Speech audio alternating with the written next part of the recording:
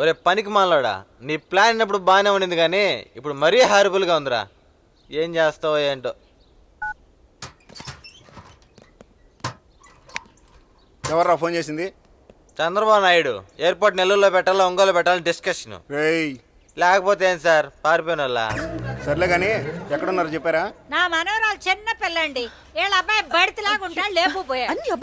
అడిగితేనేమో తెలియదు అంటున్నారు. ఆ సచ్చినాడు. మీరు కూడా వచ్చేసారా? నువ్వెందుకు వచ్చావురా? పేరెంటం జరుగుతుందంటే తాంబూలం తీసుకున్నాను వచ్చా. ఏం మారుతున్నావమ్మా? పోలీస్ స్టేషన్కి ఎవరైనా కావాలని వస్తారా? నేను రాలా. వీలే తీసుకొచ్చారు. నువ్వు ఇక్కడ ఉంటే వాడెక్కడున్నాడు? అబ్బా మళ్ళీ అదే ప్రశ్న. ఇప్పుడు దాకా వాళ్ళు అడిగారు, ఇప్పుడు మీరు అడుగుతున్నారు. నాకు తెలియదు. వాడెక్కడున్నాడో మీకు తెలుసా? నాకు తెలుసు కానీ ఇప్పుడు దాకా వాళ్ళకి 2 రౌండ్లు వేస్తారు. ఇప్పుడు మళ్ళీ మీరు స్టార్ట్ చేశారా? కొత్తలో కొడుకులా చూసుకుంటా అంటే ఏమో అనుకున్నా. కొట్టి చంపేసేలా ఉన్నావా? వాడెక్కడున్నాడు చెప్పకపోతే నిజంగానే చంపేస్తాను. చెప్పమ్మా, నీకైనా పోలీసుల మేలా కాలుతో చేలతో కొడుతున్నారా? నువ్వు ఏకంగా లాఠీతో పీకేస్తున్నావు. ఇప్పుడు చెప్పకపోయావంటే ఇక్కడే బాధ పెడతా. చెప్పరా తల్లి. ఏంటి సార్ అన్యాయం? పోలీస్ స్టేషన్ కూడా పురుషుల రక్షణ లేదా? ఏంటి ఆడవాళ్ళకోలా? ఏం చేస్తున్నారు మీరు చూస్తా? ఇప్పటికైనా వాళ్ళు ఎక్కడున్నారో చెప్పకపోతే ఆ లాఠీ నా చేతిలోకి వస్తుంది. సార్ లాఠీలు ఇరిగినా చొక్కాలు తిరిగినా నాకు తెలియదు సార్. సార్ వాళ్ళు ఇప్పుడు వీడికి ఫోన్ చేశారు సార్. వీడప్పుడు సాయి కుమార్ తమ్ముళ్ళలాగా కదా. మీరు డ్యూటీ బాగా చేస్తున్నారు సార్, అన్ని నిజాలే చెప్తున్నారు. అయినా వాళ్ళు ఎక్కడున్నారు చెప్పలేదు సార్. వాళ్ళు ఎందుకు చెప్తారు సార్? మనమే కనుక్కోవాలి. మీరు కొంచెం కోఆపరేట్ చేస్తే అయిపోతుంది. ఉల్టా మాట్లాడుతున్నావేంట్రా? మేము కనుక్కోవాలి, నువ్వు చెప్పాలి. అదేలే. చూడండి, ఇద్దరు కంప్లైంట్ చేశారు కదా, వాళ్ళు దొరికితే మేము కవర్ పెడతాం. ఇంకా మీరు బయలుదేరండి. దొరికేదాకా ఊరుకుంటే ఎలా సార్? వాళ్ళు పెళ్లి చేసుకోక ముందే పట్టుకోవాలి.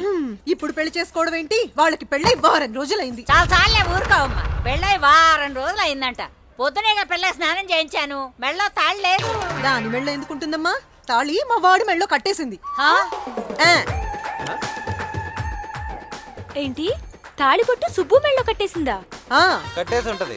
నేను ముందే చెప్పా, ఒరే శిరీష అందలాంటి ఆడపిల్ల కాదురా, జాము చూపించి జండు బో నాకు ఇచ్చారు రకం అని. వాడు ఎల్లా. ఇప్పుడు ఏమైంది? ముందు ఆడికి పురుట్ డబ్బు కూడా తెప్పించేస్తుంది. నష్టపడాలి ఏంటమ్మా?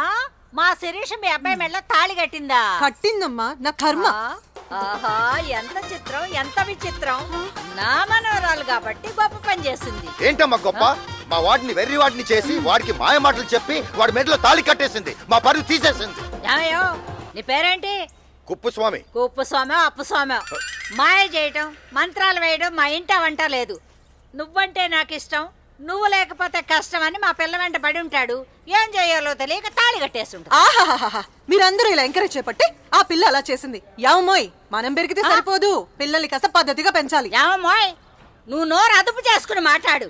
4 పెద్దల్లే ఉన్నావు. నువ్వేం పెంచావు సన్నాసిని? సన్నాసి కాబట్టి తల ఉంచుకుని తాళి కట్టించుకుని. యావమోయ్, మా అబ్బాయిని సన్నాసి గిన్నాసి అన్నా అంటే ఊరుకోవట్లేదు. పనికి మీ అమ్మాయి